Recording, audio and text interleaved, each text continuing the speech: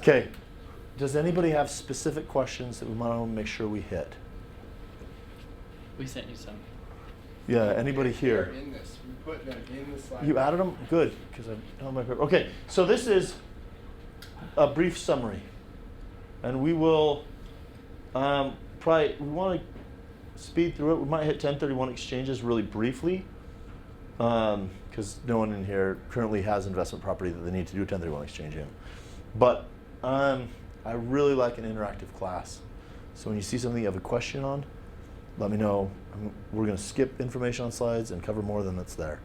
DVA is necessary. Yeah. Okay, this is why invest in real estate, besides Hawaii, right?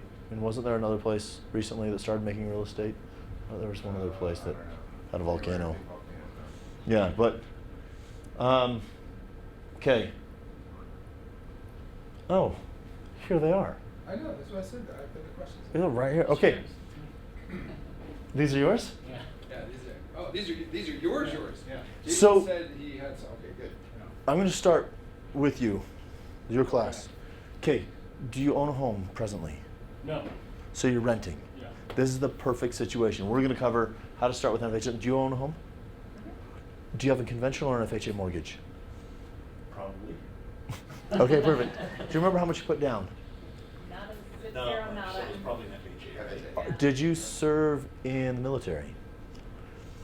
Do you have a first and a second? Not anymore. Where do you? Okay, but you did. First, we had an 80-20 way back in the day, and then we refinanced that because we're like, whoa, that's crappy. Most likely you're conventional. How big is the home? Wasn't too bad. There it goes. Nothing fancy. Like I got you 16, going. 1700 square feet. Not big. Not too much. Okay, so FHA has specific rules. FHA doesn't want, FHA doesn't want to finance investment properties. They exist to promote home ownership in the FHA, in the American public. So, they will typically do one loan and then another one if you've got a good reason. So, if you're buying up, you can get an FHA loan, primary residence. Minimum down payment for an FHA loan is 3.5%. How familiar are you with loans? I don't want to cover things you already know. Okay, so you have things in your brain. Okay, so you're going to want to save up 3.5% down. The reason why is there are zero down FHA loans, but they don't allow rental of the property at any time during the existence of the loan. So you're going to want 3.5% down. You're going to buy this as your primary residence. You're going to move into it. Mortgage regulation requires that you live in the home. We're actually having carbons cleaned in a couple days. Tomorrow. Take out as much as I can. Okay. Appreciate you. Could he buy it with 0% down and then refi it, rent it? Yes. Every time you refinance, you're going to have $3,000 hard cost. You're going to be paying title insurance. You're going to be paying cost to the lender. Sometimes lenders will say there's no cost. There's always cost, just like a free lunch. It's just where is it? And we'll talk about more of costs. Anyway, I always recommend having a down payment to get an FHA loan. If we're doing a first-time homebuyer class, and like paying off debt versus down payment, you can borrow money for down payment cheaper than you can pay off debt. So pay down your credit cards, get zero down on your home. Anyway, so you're going to buy your home, you're going to live in it a year, and then you're going to buy another one. So we're in a different slide entirely, but you can get a home in a rural area for zero down with a USDA loan. They have income caps on it, lots of details. Then you can move out of that zero down loan into 3.5% down loan, FHA, and then from that one into a 5% down loan, conventional. So you have two investment properties and one in the works for zero down, 3.5% down. If you were just to go buy an investment property, the cheapest you can get is 15% down on a single family residence, but your interest rate's high and the mortgage insurance high. Typically, if you want to buy an investment property, you're 25% down. That's how you buy at FHA. Make sense? Yeah. Okay, and I covered that one. The finding deals in the Utah market.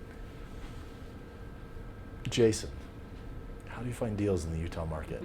How do you find deals? Right now, it's hard. I was gonna say, what do you consider a deal? Yeah. Because there are some people that are like desperate for a house, Yeah. and that's a great deal. And the rest of us are watching going, oh, that's painful, step away. Yeah.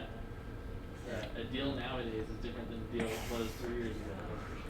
Well, and a deal in the Utah market is very different from a deal in the Georgia market. So in the South, you can still buy homes under 100,000. They rent close to 1,000 a month. You cash flow right off the get-go, right? You're going to buy this property with an agent that these guys can refer you to. Once again, 25% down. You'll get a management company, and it's a pure investment. Now, there's something that you need to know off the get-go. If you are investing in real estate, you need to remove the emotion. I was talking to Tyler just as we were prepping for the class, and he's like, hey, tell me about your investment properties. It's like, I had one, and then I got divorced. And that's not a good business move if you're thinking about it. Bad financial decision. Anyway, but my investment property, my investment was in people more than money. So my rents were different because of the situation at hand. Anyway, so be aware of what you're investing in. If you're investing in money, you buy a property that cash flows right off the get-go, and you don't make sure it's in the whatever condition your wife wants it, or in the location that you want it, because you're going to look for something that rents easily and rents well and flows. I was gonna say, the one deal that I did find last year was not so much a good deal off the get-go, but because the lot had the potential to be subdivided, and then there was another lot there, that's where the deal came from. So Yeah. looking for those kind of things. Highest that are and kind best of use.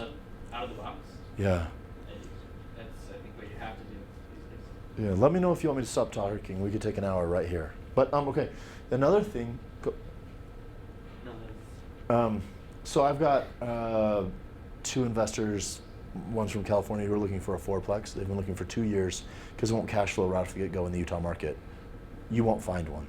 So a lot of times, people will expect an immediate cash flow. Here's the question. Who's invested in a Roth or mutual funds or a standard IRA? How much did you put in? We funded one fully at 5,500. I think, Okay. and the other one we're doing like $300 a month. So. You put $5,500 in. How much did you make on it last month? Oh, I don't know, last month. Money that hit your pocket? Nothing. Nothing. Yeah. 55 and nothing. If you put $55,000 as a 5,500 In a Roth. in a Roth. Okay, so if you we're gonna go to 55,000 Okay. to 20%, 25% down on a larger property, Okay. right? Will you make money your first year? Guaranteed. Will you get money in your pocket in the Utah market? That sounds like no. Probably not. There's a chance, right? But a lot of people think, I'm not cash flowing, this isn't a good investment. Who knows what an amortization schedule is? Amortize means to die slowly, means the balance of the mortgage is going down slowly. So the thing that you need to realize when you're investing in real estate is part of your investment is the money you're earning. We'll hit that more later. And so we'll come back to some of these as we go. Okay, should I invest in good? We're gonna hit this.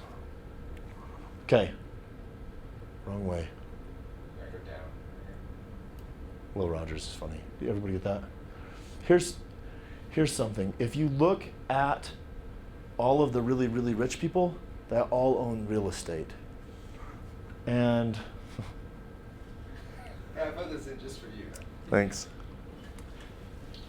This is a pie chart of how much of Japan is Japanese. This is a pie chart of how you're of how to invest your money. And this is why a lot of rich people invest in real estate. If you have $250,000, I didn't put the numbers on there. I'm the numbers guy, I'm gonna use my calculator. If you have $250,000, how much do you invest in mutual funds to get a rate of return. $250,000 to invest by mutual funds. Which return are you expecting, 10, 12%? Do you know? How much would you invest if you're investing $250,000 in mutual funds? 250, and I decided if I could invest in everything, how much money to put in mutual funds?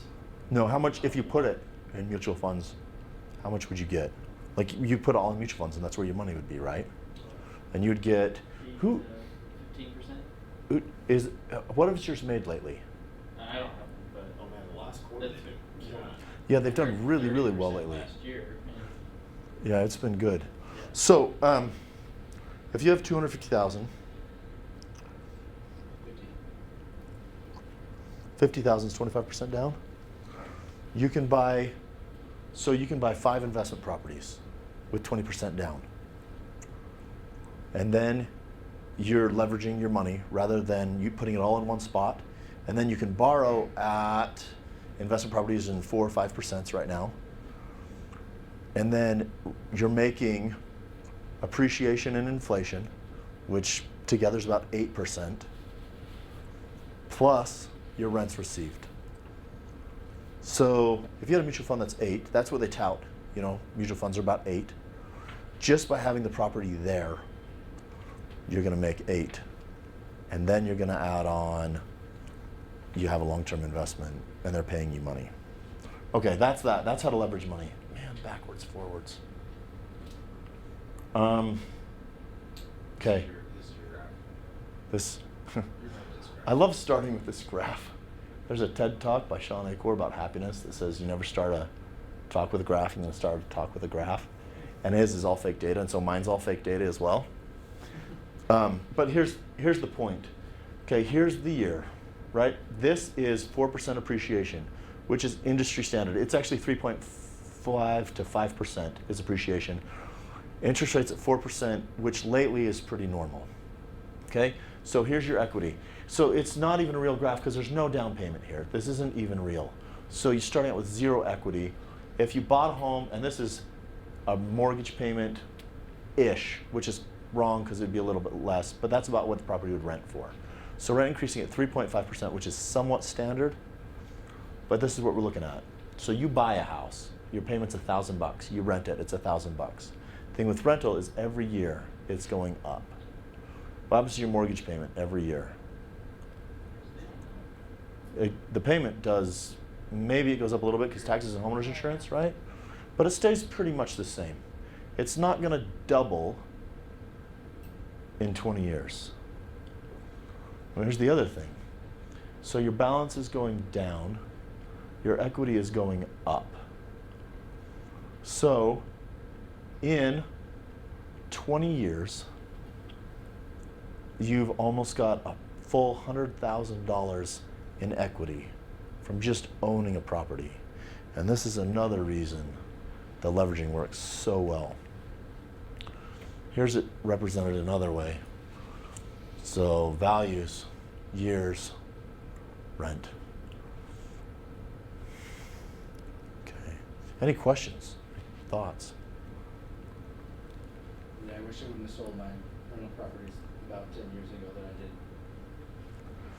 did. Here's another thing. So we're going back here because we all know this isn't how it goes. Because what happened here? What happened to this value? I bought a home in 2008. I bought it from my buddy. No real estate agents. It had appraised at 304 just before I bought it. And I said I'll buy it for 280, and he says okay, no agents, whatever, that works. The next year it appraised for 208, and right now it's right around $400,000. What happened to rent in 2008 when I almost lost $100,000 of equity in my home? Well, rent went up because people can't afford to stay in houses. Exactly. Or they've just sold right there. I had people in 2014 that sold because the bubble was going to burst. And now they couldn't, in 2 years, they couldn't afford to buy their same house. And now they're way out of the market. So flipping is an avenue that you can use, but I'm all about long-term and waiting it out. Okay. Go back here. When do we switch, Tyler? Whatever you want. You can talk about cash though, that's yours. Okay. All right, we can talk for like an hour on credit score, but really it's tiered. Conventional loans go in 20-point tiers. They start at 740, and every 20 points, your interest rate goes up. Mortgage insurance goes in 20-point, well, actually less than that, and starts at 760. FHA goes in 40-point tiers and starts at 720. So it's viewed differently. Always, always, always the higher your credit, the better rate you're getting. You can get in with little, but the more you have down, the more drastically you'll save. The difference between 15 and 20% down is almost a full point, 0.75. The difference between 20% down and 25% down is another 3/4. So compound interest there.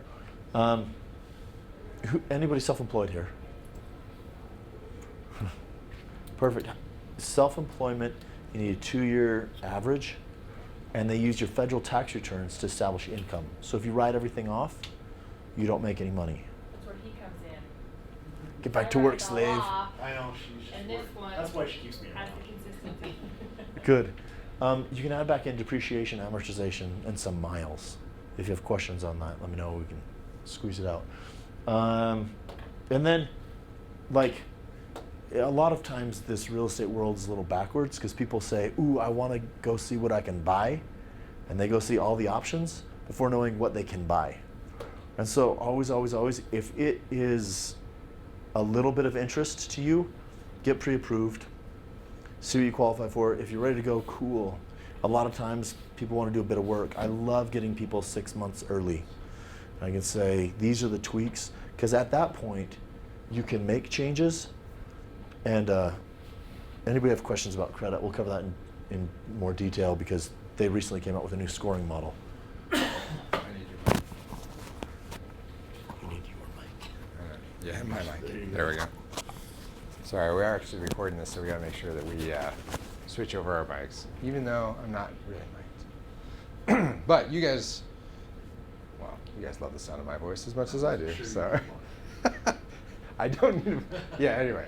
Okay, so a lot of the questions that were posed earlier, we're gonna answer some of those in the very short future, some of the questions that you had. What is your name, by the way? Andy. Andy. All right, thank you, Andy. I will not remember that, but I will do my best to I will try to remember. Okay. All right, Andy. So first thing you got to think about, who here? No, I'm not going to go for that. You got to think about short term. You got to think about long term. Okay. There are some things. A lot of people, when they think about investing in real estate, they think usually in one of two ways. And we're going to talk about these a little bit more. They're going to think of a fix and flip, or they're going to think of landlord. Okay. A fix and flip is a short-term strategy. There are tax consequences associated with that. A rental strategy is a long-term strategy, assuming you're going to hold this longer than a year, which you typically want to do with your rental contracts. And that also has tax implications when you come to them. Okay? There are other strategies out there, but before you come into your investment world, think about where you're going to go and how you're going to come out of that. Okay, so any of the deals that you're planning to come into, is it going to be long term? Is it going to be short term? Anyone here thinking short term? Well, I'll come back to that question in just a second. Thinking short term right away. What are you thinking short term? Fix and flip. Fix and flip. Well, I was just wondering if there's another strategy you have that I didn't think of, but that's good. Fix and flip. Short sales, if you can get them. Yes. How long does it take you typically to do a fix and flip? 3 to 4 months.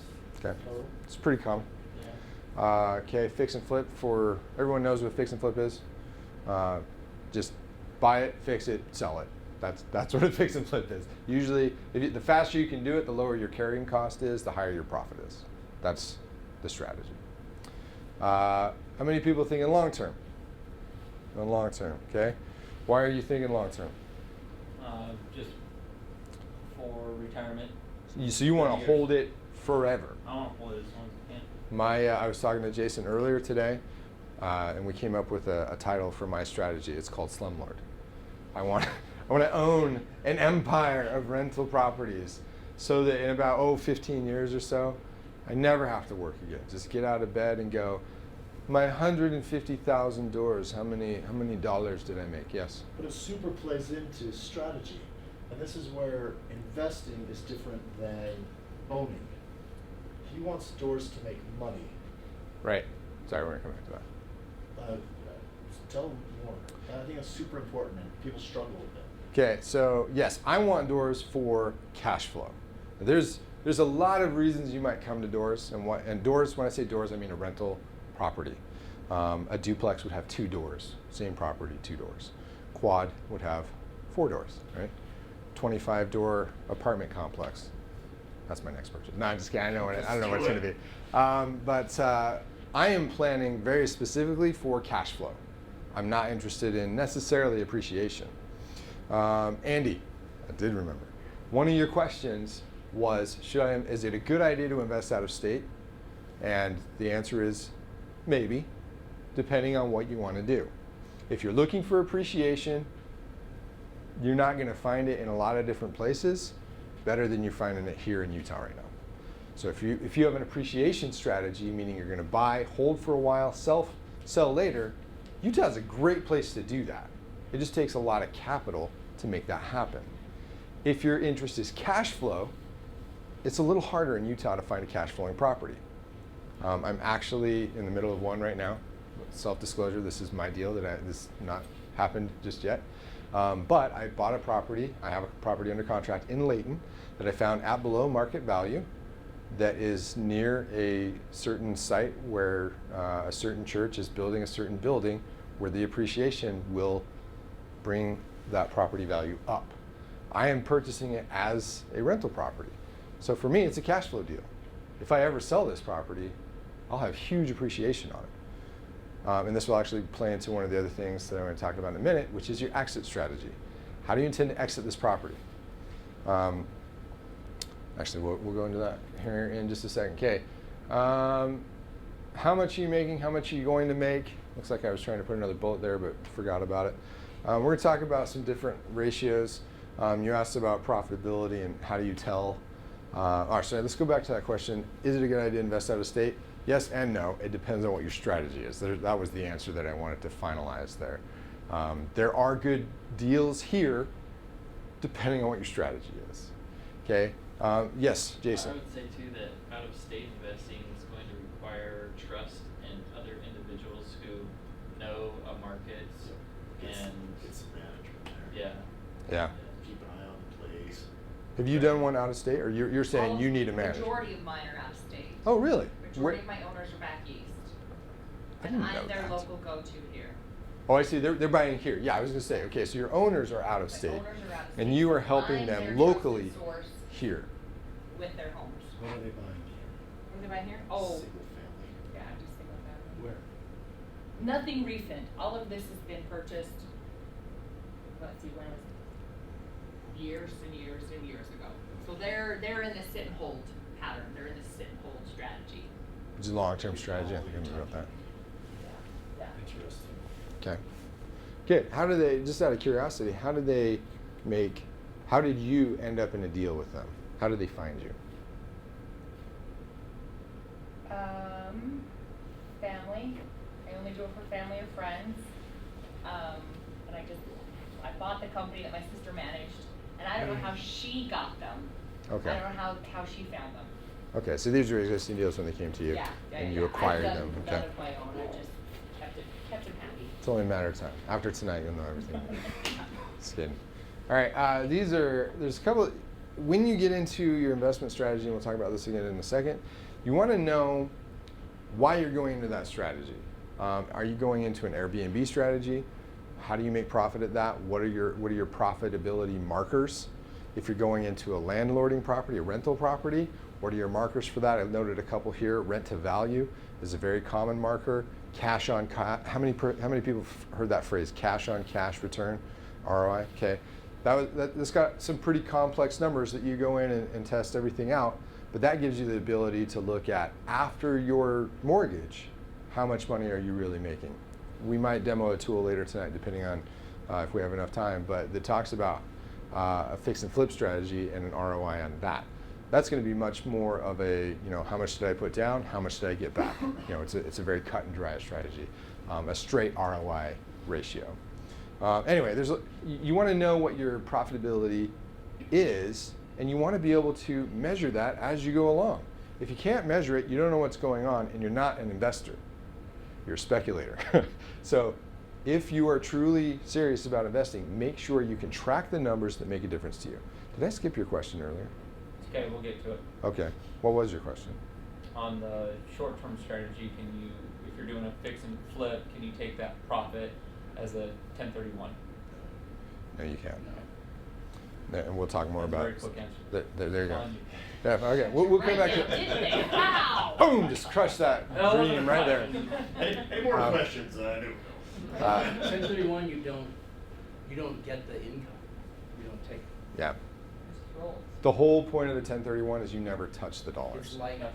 1031 is a section of the IRS code that deals with like-kind exchanges. So it could be house to house, stocks to stocks, gold to gold, whatever. I don't know and where my. it's basically There's an a SO. way to defer taxes on. I don't know where it is.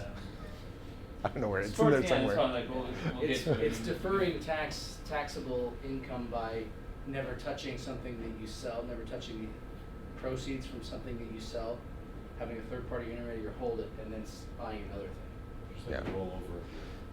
Yeah, you roll it into Yeah. something else, and then eventually when you sell the final one, you take the income, that's when you're taxed on it. Yeah. But you don't wanna get taxed on it and then, oh, I'm gonna buy another thing with it, right? That's the purpose of a 1031. So fix and flip, you get taxed at your normal, income tax. It's like What wages. is the short term, long term? Right. Because in Utah, it just counts as income. Yeah. Yeah. It's It's just like straight wages. income.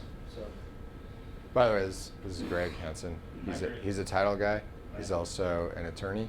He also has lots of experience in investing, I'll just say it that way. He's also very knowledgeable about seller finance. We'll come back to him in a minute. This is a slide that I wanted to kind of stop on for a minute.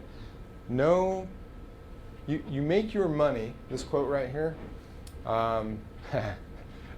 Well, there's two quotes here. You make your money when you buy, not when you sell. In real estate, it depends, like how much money you make on your way out, that's a decision you made a long time before when you got into that property. Okay, with a fix and flip, you see it right away. How low did you acquire that property?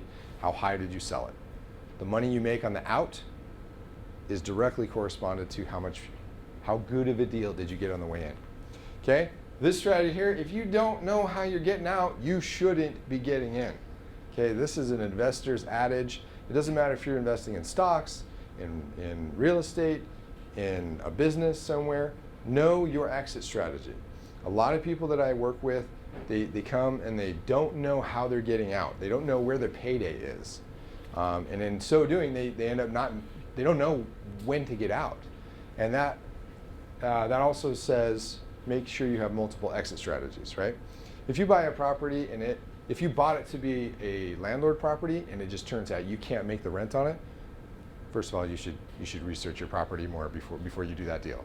But if it somehow turns south on you, maybe something changes in the market, and my rental, we'll take my example, that rental up in Layton, that is going to depend on people renting that property who are very likely going to be attending Hill Air Force Base, right?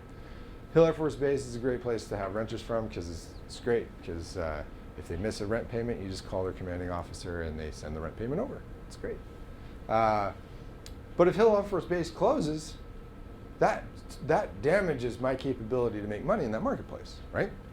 And so that might change my exit strategy. Does it now become a vacation rental?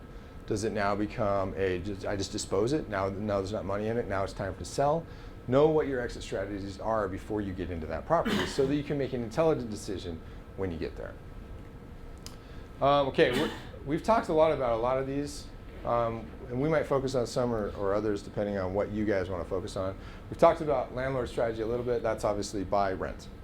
Okay, seller finance we're going to talk about a little bit with Greg. And then fix and flip we've already talked about a little bit. Does anybody know what this acronym stands for? BRRRR? Brrr. That is what you say when you come in from outside, especially recently during that storm. Has anybody seen that acronym before? You seen it, Andy? Help me out. What does it stand for? Buy, rehab, refinance. Wait, buy, rehab, rent. Rent, good. Refinance. Refi, and repeat. Very good. Okay, it's an acronym. Basically, it is a landlord strategy on steroids. And it usually has a rehab component to it. The reason that you have a rehab component is you want to acquire this property as inexpensively as possible, rely on your own team to rehab that property, then rent it out. Once you're making dollars on it, you have to let the dollars season. How long do you have to have dollars in your account? How long do you need to see income from that property? Income a year. Year, okay? And if you have a history of real estate investments, if you're refinancing and you show as income, you're talking 2 years. If you're buying it and you show that the income can come from that property, you can do that before you buy it. Right, that is true. You can take it out of that, and then if you do this correctly, you can now take an appraisal. Let's say you buy a property for $200,000, put $25,000 into rehab. Now it's worth $300,000. Okay, you've significantly changed the value of that property, right? That's where that rehab comes in. Now you rent it. Maybe you're pulling a $1,800, $2,000 rental on that property, and when you get to the refinance, you go and have that appraised. Who usually does the appraiser? The renter, your lender does. He goes out and finds the appraisal. You can go get this appraised and say, now my property is worth $300,000. I want to take a loan on what I've got in there. I take the $100,000 out, or whatever it is that I have appreciated in value. I take it out. The rental is still paying my mortgage at that point, and I take those dollars and wrap it into, that's the repeat part, you wrap it into another property. Okay, that is a strong growth strategy. It means that you're going to be acquiring properties frequently, and so it takes a little more stomach than a beginner investor is usually ready for, but this is a strategy I see often. Not necessarily in this marketplace, but I see it from people who I work with. All right, other things. I know, for example, Gary, you're working on your basement. Tell me how your basement's going. Are you? We haven't started yet. Haven't started on it? No. Talk to me about your plans. What are you planning to do with your basement? Well, we haven't settled on just a plan yet. Okay. I would like to go with a family type of a rental, Okay. but my wife is thinking student singles. Oh, okay. And so we're discussing that as we get into the process of deciding how to remodel the basement. Smart. Well, so far, right now it's got the potential for 3 bedrooms and a bath, which to me says kind of a family thing. But we could turn one of it doesn't have a door, so I don't know if I can call it a bedroom. But we could turn that into like a master bedroom, and that would be a 2-bedroom.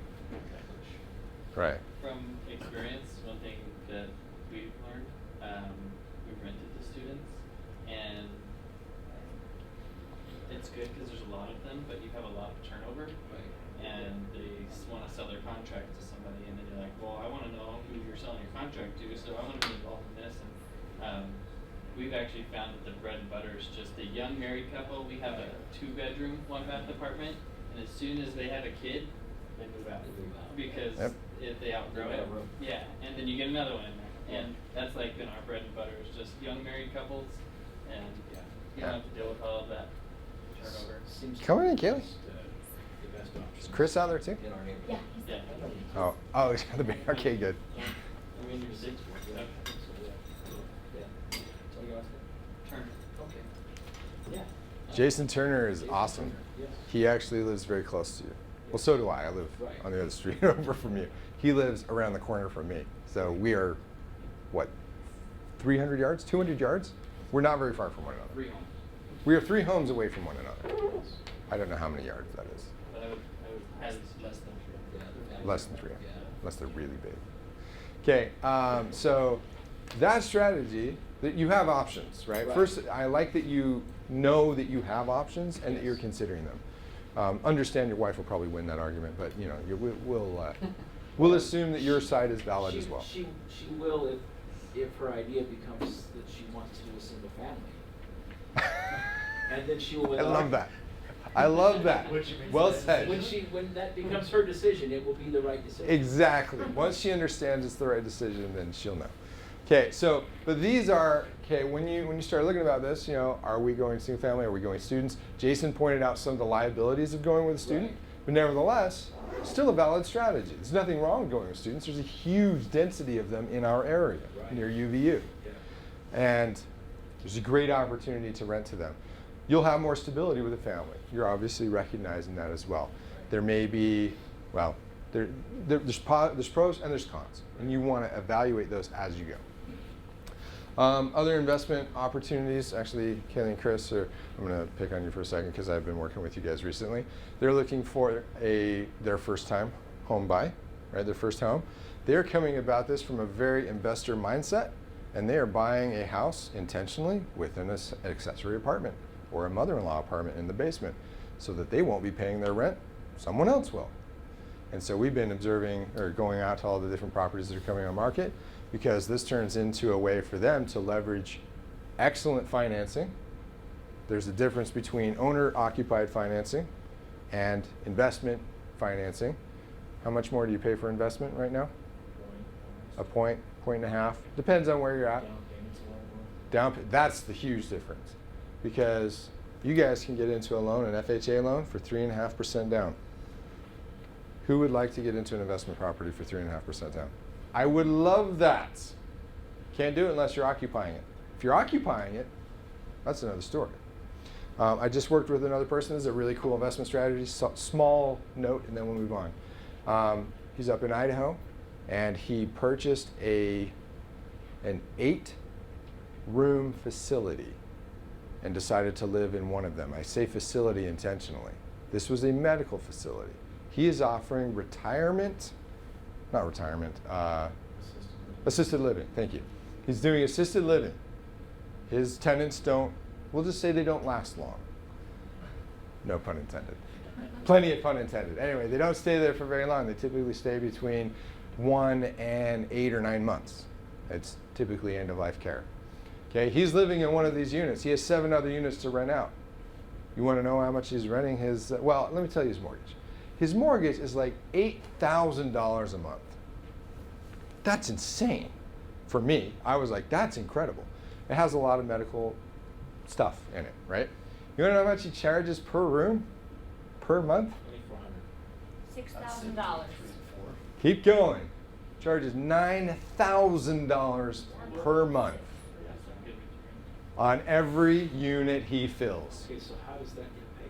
Does that come? It gets paid from insurance. Right. That's why he can charge that. Okay, so Great idea. quick note. So he takes care of. Oh, he's taking care of them as well. He's paying nurses. He's paying. All right. He's got medical equipment. All of that stuff. He doesn't care about vacancy. Well, I mean, he does, but he doesn't care that much about vacancy because he could go 2-3 months without having somebody in there, and he's just fine. And people are almost dying to get in there. Man, I wish I would have thought of that joke. Oh, well done. Well done. Anyway, that's a totally different strategy. Guess how much he's into this? Key point here. He's living in one of those units. How much did he put down? 3.5% on an extraordinarily large facility. It's a. What did he buy it as? Yeah, can't be 8 units off the get-go. Was it? It was 8 units it was a commercial property. Oh, gotcha. So he bought it as it was a medical facility. Seems like there are a couple of those around here that are for sale. There are. It's true. I don't know if they'll have I haven't run the numbers on it. But anyway, interesting investment strategy. If you are thinking outside the box, you can find amazing things out there. Anyway, lots of things you can do. Does anyone have any questions about these? Yes, sir. What's your name? I'm Steve. Steve. Thanks. Go ahead, Steve. So what if you have a home and then you build out your basement like this gentleman's doing? Can you refinance as an occupant and get a lower interest rate? Excellent question. So you bought a home, you're living upstairs, the downstairs is unfinished. Now you refinish the basement So and you you want. rephrase, you get probably extra square footage. Yeah, and you can refi, yes. Can we talk about that really quick? Okay, so most likely I wouldn't plan on it. Finishing square footage below grade, when they talk about it, doesn't have as much value as finishing it above grade. Even then, unless you're adding square footage or rooms, it's not gonna add much value at all. Because a bank looks at value on the ability to foreclose and move the property quickly, right? So they're gonna look similar homes in the area, what are they going for? Finishing a basement doesn't add that much value. It might make it sell quicker. It's like adding granite countertops. Is there a countertop in there? Great. Does that have a functional kitchen? Great. What's the covering? Like, you'll spend granite countertops, $35,000 granite countertops. It'll add maybe $500 on your appraisal. So the other issue you run into is if you're turning one unit to 2 units, you're moving it from a single-family residence to a duplex, which is higher risk. So your rate goes up. So your best is the BRRRR. So you're buying a distressed property, hard money, right, when your interest rate's 10. Then you're making it habitable, so you can get conventional financing on it, and then you're coming down 4 or 5. Then you're pulling out money in a cash out refinance because it's now worth a lot more than when you short money, hard money loans, hard money borrowed on it, and that's how you're churning that. So, Right. and you were describing them, they're looking for a home right now with a mother-in-law apartment. Right. And this other fellow who has the facility, because he's occupying it, he can get a lower interest rate on that sort of loan or whatever, right? Right. So if I have an existing home, FHA is for owner-occupant residential. So it's probably a different type of commercial financing. Because here's the difference. If you come upon hard times and you have 8 properties, which one are you going to let go first? Yours or your tenant's? The one you're not living in. Right. Yeah. So if you live there, you will most likely make a payment above anything else. So you get a lower rate because it's a safer investment. Are you So- asking about converting a conventional loan to an FHA loan? yeah, like let's say I put in a basement mother-in-law apartment, can I at that point then refinance to a what? Conventional to FHA. Yeah, you can, and the FHA allows for more cash out than conventional does. The difference is the mortgage insurance rating.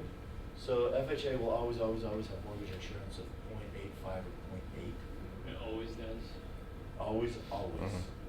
If you put more than 10% down, it'll fall off after 11 years. But so FHA almost always has a lower rate than conventional, but the mortgage insurance puts it higher. If you've got a bad credit score, it'd be really advantageous because they're promoting home ownership. A lot. So a lot of these financing questions, I'm glad we're actually having them. This is why you want a lender on your team. This is why you go up front and talk to a lender in advance, because all these questions, awesome questions, but you want to make sure your lender is okay with you doing whatever strategy it is. And if you're trying to get end-of-life assisted care facility, I guarantee he's going to want to know a lot more about it. He, the lender. So anyway, these are some of the, I switched up our slide here. These are some of the ideas you were talking about.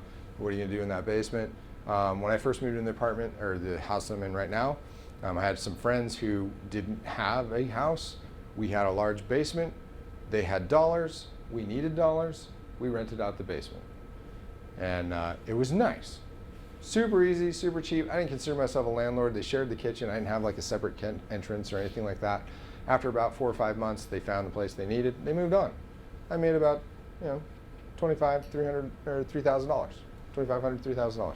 It was great. I really enjoyed it. Put a little cash in my pocket. I could buy couches. Because I moved in, I couldn't buy any couches.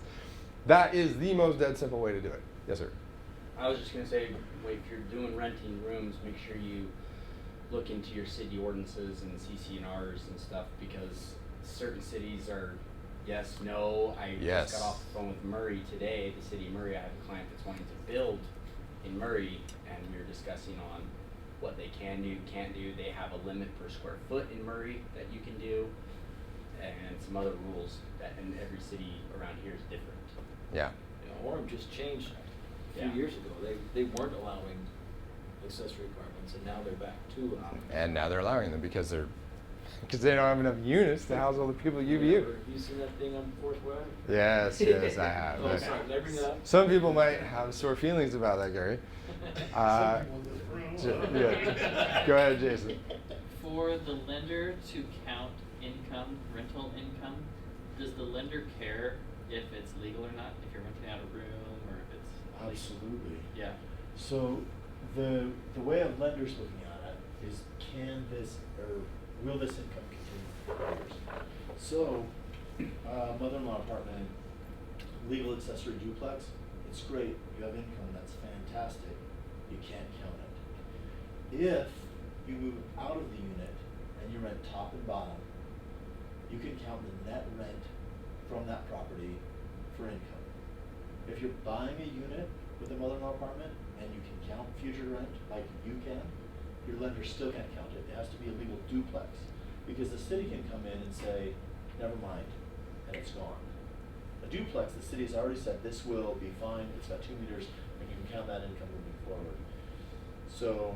What about a legal accessory apartment, where you Same. have, that it's certified by the city as that, and it's not a mother-in-law, still doesn't? You know, it needs to They be a can come in and duplex. say, never mind, it's no longer a legal accessory apartment. They can change their ordinance of who you can rent to and if you can count it. Because a lot of cities, like most cities, you can let family live there, they can help out. But if you can like rent out rooms is like where you see a lot of, like the summer sales guys, super fun strategy they do. They go in and they buy a big house near a college. Because they've got the money, they've got the down payment, if they're smart and they haven't bought all the cool toys. And they go, they've got the income to do, show it, they've done it 2 years, sweet. Mhm. And then they rent out their rooms for $500 a piece, and they make $500 a month on their house that they're living in. Can I count it to qualify? No. If they move out and rent their room, and the whole thing's a rental, and they show it on their taxes, yeah, then I can. But owner occupied, that's an owner occupied home, that's how they look at it. Hmm. Duplex different. There you go. So they will, just to, if I have a legal accessory apartment, but I'm renting it illegally, like a duplex. Yeah. Will you still account for the legal part? Oh, it or- doesn't matter. You'll show one address on your tax returns. Okay. You'll have list all the income from that property and the expenses. We'll net it out and let you know the income you can count. I see. So, Question, non-owner occupied house with an accessory apartment, can you project 2 incomes when you're applying for financing? it doesn't matter because there will only be one income from that property on your tax returns. Oh, sorry, Broken sorry, out like, income. we just talked about Yeah. that. Like duplex or things like that, as long as it's Duplex non- is 2 properties. Yeah. So if it's non-owner Different occupied, addresses. you get to count each unit as a projected income when you do it, because you don't have to minus one of them as your own residence, right? Right, well, Does that make you sense? minus the whole thing because it's your residence. You couldn't count any. Non-owner occupied. Non-owner occupied, if I'm not living there.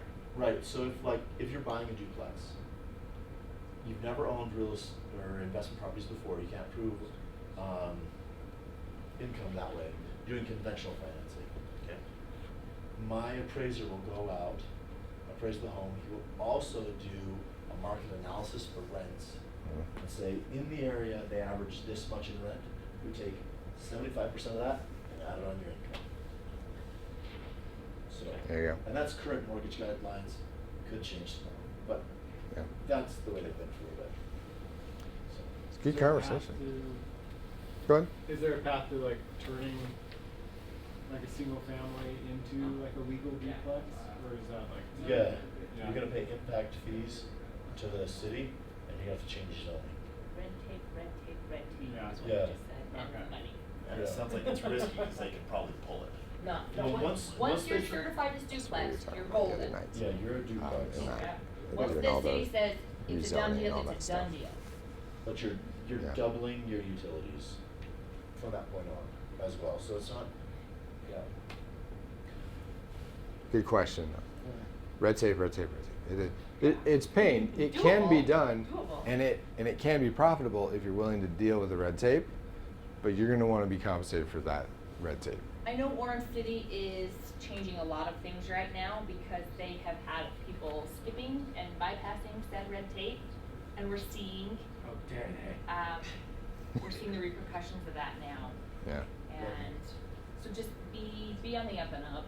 A lot of with it. cities are really tight on rentals right now because so important, especially those VRBO. Yep. If you're buying a property to short-term rental it, make sure you check the city ordinances on it. Yep. And then if there is an HOA, check the bylaws. I know a couple of different strategies, and we'll move off from this one in the Airbnb methodology. A friend of mine is trying to rent a house down in Springdale. Not trying to rent. He's trying to buy a house down in Springdale, which is near Zion's. If you go down to Zion's, and they have 4 million people come through that tiny little town every year, which blows my mind. The Airbnb cost per night there is one of the highest in the country. It is amazing. Last year they were renting tents, not even rooms. They were renting tents in their backyard at $50 a night. And people were coming from all over the country to go there. Anyway, a friend of mine is trying to pick up he sees this, he's like, whoa, dollar bills, y'all. And he's like, I'm gonna go do this.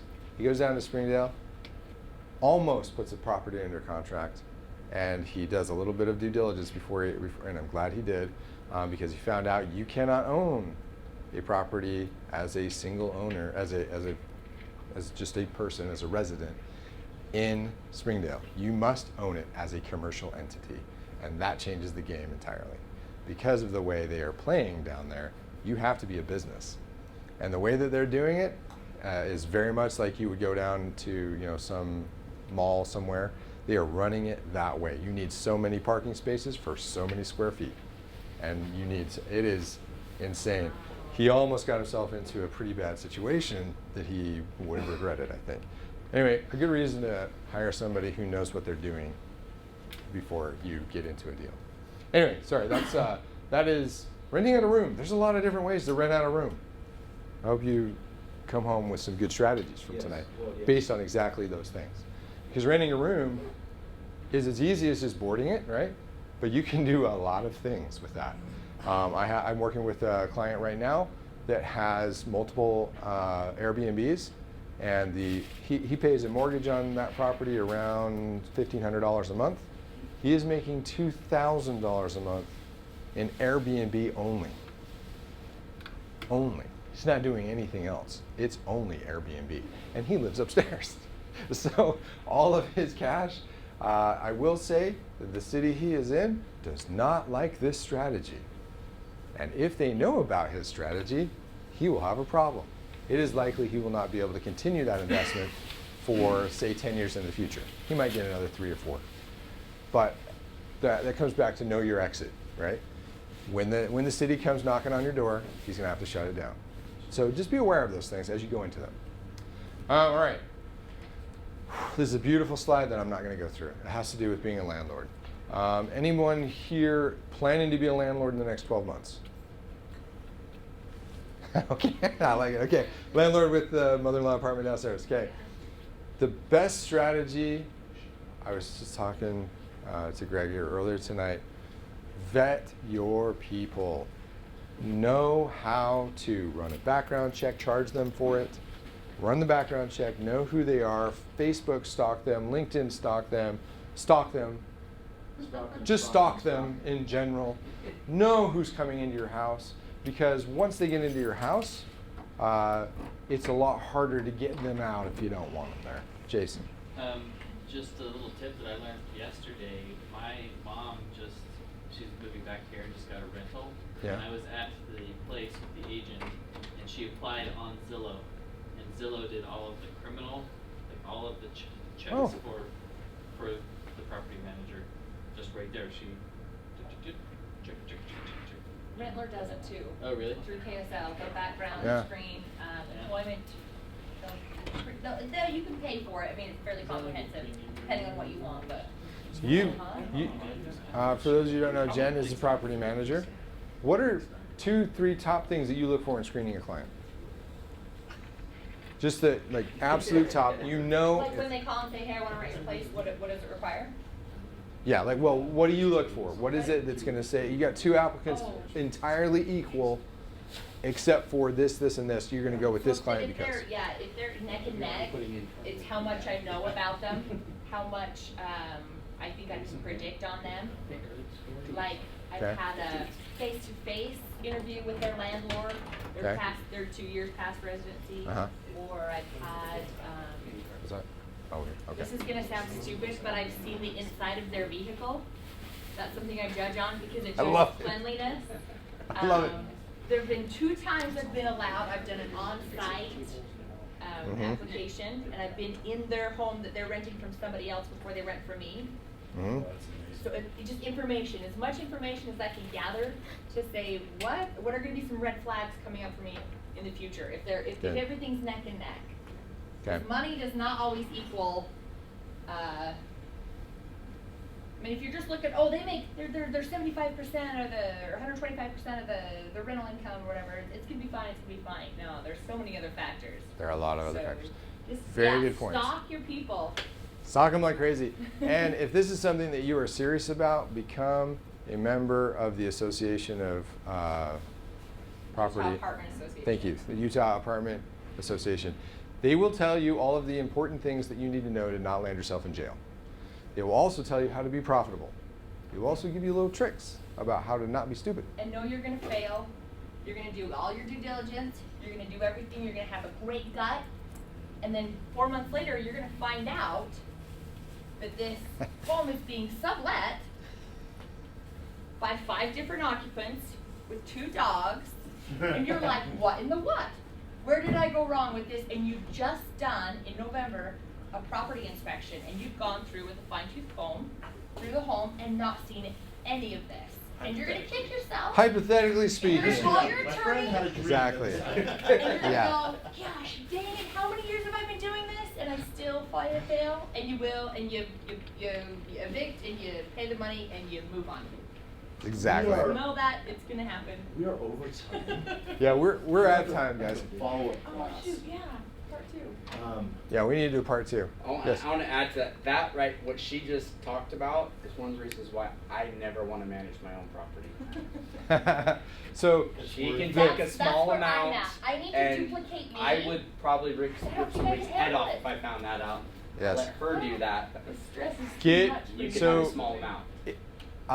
If you intend to self-manage, yeah, that's an industry jargon term. If you intend to self-manage, learn your stuff. Get into the apartment association and learn it solid, cold. Because when the day comes you need to evict someone, you don't want to be humming and hawing and going, I don't know what I want to do. Well, Okay, and learn it cold. if Otherwise, you can't separate yourself, like Jason said at the beginning, emotionally from your rental property, if you're still tied to that home, you're going to end up maybe critiquing too much, and you'll Right. never have a renter in there because you're looking for yourself that is to be there. that is a big key. And that doesn't get you a check. Treat it like an investment property. So are you saying that that's something that somebody should do even if they're doing a mother-in-law apartment? If you're doing a mother-in-law apartment, there's probably less need, but yes, build it into your profit strategy, Right. and just say, and it's typically Only going to benefit you. it's typically around 10% of the rent that you bring in. 10% goes to property manager. Whatever deals you have, maybe you've got 10 of them. That's going to go down, right? That's going to be more like 8 or 9% per. With your apartment, are you long-term or short-term rental? I'd probably do at least a year lease.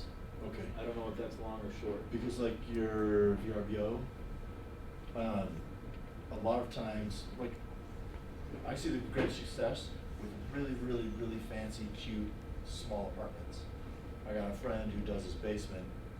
He's a lot of international friends, and it's glorious and beautiful. But nightly, you get a lot more if it's really pretty. But long-term rentals, it doesn't make any difference. Right. And you put in a brick facade wall and copper exposed piping. It doesn't. Yeah. Your long-term rental, you've wasted a lot of money. Yep. Short-term, you That's money, short term. So okay. You're just raising more questions now. So. Sorry. That's perfect though. Yeah, okay. No, it is. It is. I mean, my wife's friends said, don't rent it, Airbnb it. Airbnb it? Yeah. Airbnb it. Yeah. Sorry. Yeah. All right, so Airbnb is a valid strategy. You just need to be aware of some, I mean, just like any other investment Right. strategy, there is risk. Right. You need to know what you're doing, okay? But you can be extraordinarily profitable. Another little anecdote, and then we will close. I didn't work with, but I happened to put in a phone call to a person who is renting between Park City and Midway, right in between there, has a 10-unit property, so quite a large property, bought it without any idea of how he was going to do this, but Airbnb happened to come along about the same time.